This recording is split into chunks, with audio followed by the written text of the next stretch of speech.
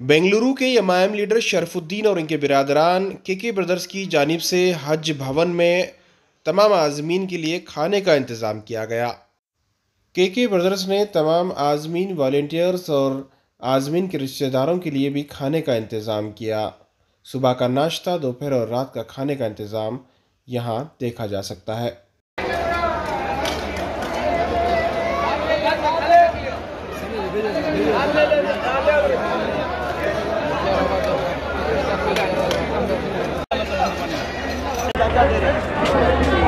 तमाम हुज्जाज इकराम के लिए हम जो भी हुज्जाज इकराम छोड़ने आते हैं सबके लिए, और जो वॉलंटियर्स यहाँ हुज्जाज के अलग अलग मुख्तलिफ इन तमाम के लिए केके ब्रदर्स, जनाब के डॉक्टर शरफुद्दीन साहब, डॉक्टर नयासुद्दीन साहब, डॉक्टर नयासुद्दीन साहब और शरफुद्दीन साहब, नयासुद्दीन साहब, निज़ामुद्दीन साहब, सलाउद्दीन साहब, तमाम की जानिब से जब से शुरू हुआ है उस वक्त से अब तक भी और आखिर में भी रोज़ाना तीनों वक्त का खाने का इंतज़ाम हाजियों के लिए भी, उनको छोड़ने आने वालों के लिए भी, और जो वॉलंटियर्स यहाँ खिदमत कर रहे हैं तमाम के लिए।